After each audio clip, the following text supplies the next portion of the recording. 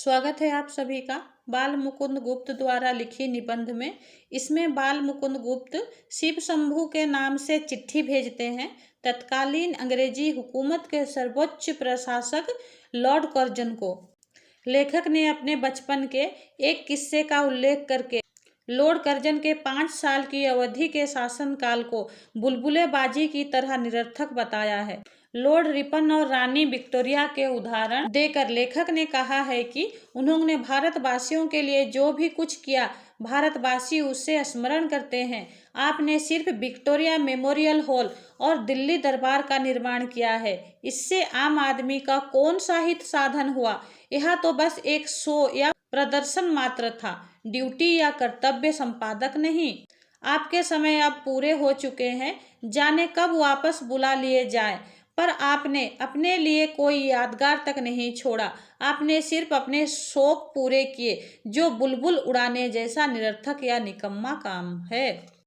इस तरह लेखक चिट्ठी लिखकर लॉर्ड कर्जन को भेजते हैं। चलिए पढ़ते हैं विस्तार से। माय लॉर्ड, लड़कपन में इस बूढ़े भंगड़ को बुलबुल का बड़ा चाव था। गांव में कितने ही शौकीन बुलबुल बाज थे। वह बुलबुलें पकड़ते थे, पालते थे और लड़ाते थे। बालक शिव शंभू शर्मा बुलबुलें उड़ाने का चाव नहीं रखता था, केवल एक बुलबुल को हाथ पर बिठाकर ही प्रसन्न होना चाहता था। पर ब्राह्मण कुमार को बुलबुल कैसे मिले? पिता को यह भय था कि बालक को बुलबुल दो तो वह मार देगा, हत्या होगी, अथवा उसके हाथ से बिल्ली छीन लेगी तो पाप होगा। बहुत अनुरोध से यदि पिता ने किसी मित्र की बुलबुल किसी दिन ला भी दी तो वह 1 घंटे से अधिक नहीं रहने पाती थी, वह भी पिता की निगरानी में। सराय के भटियारे बुलबुलें पकड़ा करते थे। गांव के लड़के इनसे 2-2, 3-3 पैसे में खरीद लाते थे, पर बालक शिव शंभू तो ऐसा नहीं कर सकता था।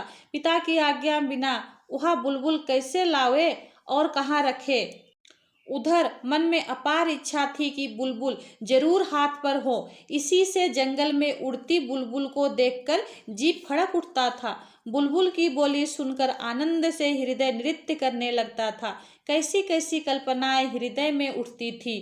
उन सब बातों का अनुभव दूसरों को नहीं हो सकता। दूसरों को क्या होगा? आज यह वही शिव शंभू है। स्वयं इसी को उस बाल काल के अनिवर्चनीय चाव और आनंद का अनुभव नहीं हो सकता। बुलबुल पकड़ने की नाना प्रकार की कल्पनाएं मन ही मन में करता हुआ बालक शिव शंभू सो गया। उसने देखा कि संसार बुलबुलमय है। सारे गांव में बुलबुलें उड़ रही हैं। अपने घर के सामने खेलने को जो मैदान है, उसमें सैकड़ों बुलबुलें उड़ती फिरती हैं। फिर वह सब ऊंची नहीं उड़ती, बहुत नीची नीची उड़ती हैं। उनके बैठने के अड्डे भी नीचे नीचे हैं। वह कभी उड़कर इधर जाती है और कभी उधर, कभी यहाँ बैठती है और कभी वहाँ। कभी स्वयं उड़कर बालक शिव शंभू के हाथ की उंगलियों पर आ बैठती है। शिव शंभू आनंद में मस्त होकर इधर उधर दौड़ रहा है। उसके 2-3 साथी भी उसी प्रकार बुलबुलें पकड़ते और छोड़ते इधर उधर कूदते फिरते हैं। आज शिव शंभू की मनोवांछा पूर्ण हुई। आज उसे बुलबुलों की कमी नहीं है। आज उसके खेलने का मैदान बुलबुलिस्तान बन रहा है।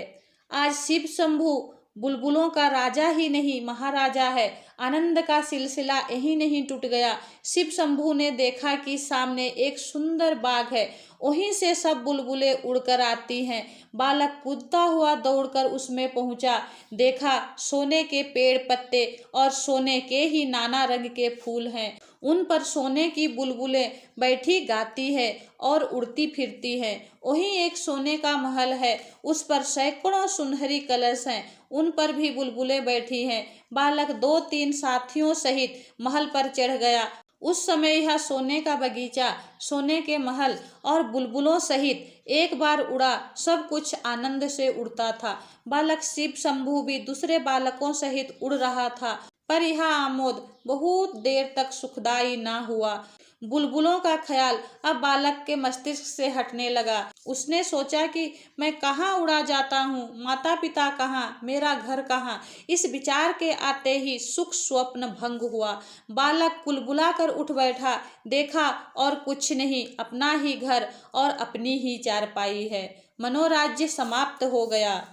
आपने माय लॉर्ड जब से भारतवर्ष में पधारे हैं बुलबुलों का स्वप्न ही देखा है। यह सचमुच कोई करने के योग्य काम भी किया है, खाली अपना ख्याल ही पूरा किया है, या यहाँ की प्रजा के लिए भी कुछ कर्तव्य पालन किया? एक बार यह बातें बड़ी धीरता से मन में विचारिए। आपकी भारत में स्थिति की अवधि के 5 वर्ष पूरे हो गए। अब यदि आप कुछ दिन रहेंगे तो सूद में मूलधन समाप्त हो गया। हिसाब कीजिए, नुमाइशी कामों के सिवाय काम की बात आप कौन सी कर चले हैं, और भड़कबाजी के सिवाय ड्यूटी और कर्तव्य की और आपका इस देश में आकर कब ध्यान रहा है? इस बार के बजट की वक्तृता ही आपके कर्तव्य काल की अंतिम वक्तृता थी। जरा उसे पढ़ तो जाइए, फिर उसमें आपकी 5 साल की किस अच्छी करतूत का वर्णन है। आप बार बार अपने 2 अति तुम तराक से भरे कामों का वर्णन करते हैं, एक विक्टोरिया मेमोरियल हॉल और दूसरा दिल्ली दरबार। पर जरा विचारिए तो यह दोनों काम शो हुए या ड्यूटी?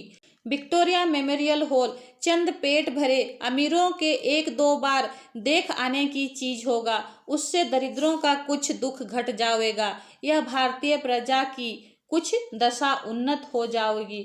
ऐसा तो आप भी न समझते होंगे। अब दरबार की बात सुनिए कि क्या था। आपके ख्याल से वह बहुत बड़ी चीज था, पर भारतवासियों की दृष्टि में वह बुलबुलों के स्वप्न से बढ़कर कुछ न था। जहाँ जहाँ से वह जुलूस के हाथी आए वही सब लौट गए। जिस हाथी पर आप सुनहरी झूले और सोने का हौदा लगवाकर छत्र धारण पूर्वक सवार हुए थे, वह अपने कीमती असबाब सहित जिसका था उसके पास चला गया। आप भी जानते थे कि वह आपका नहीं, और दर्शक भी जानते थे कि आपका नहीं।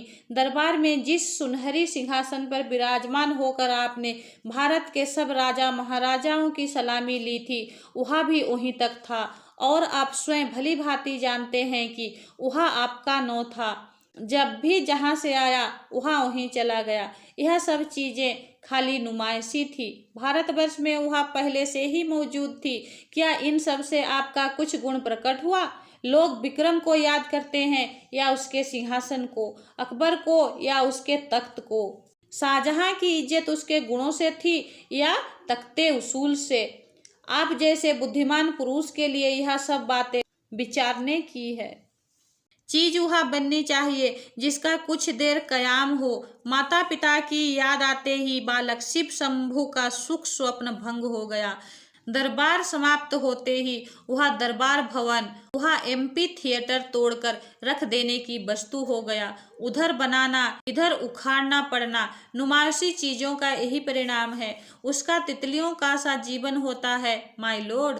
आपने कछाड़ के चाय वाले साहबों की दावत खाकर कहा था कि यह लोग यहाँ नित्य हैं और हम लोग कुछ दिन के लिए। आपके वहाँ कुछ दिन बीत गए, अवधि पूरी हो गई। अब यदि कुछ दिन और मिले तो वहाँ किसी पुराने पुण्य के बल से समझिए। उन्हीं की आशा पर शिव शंभू शर्मा यह चिट्ठा आपके नाम भेजा था, जिससे इन मांगे दिनों में एक बार आपको अपने कर्तव्य का ख्याल हो।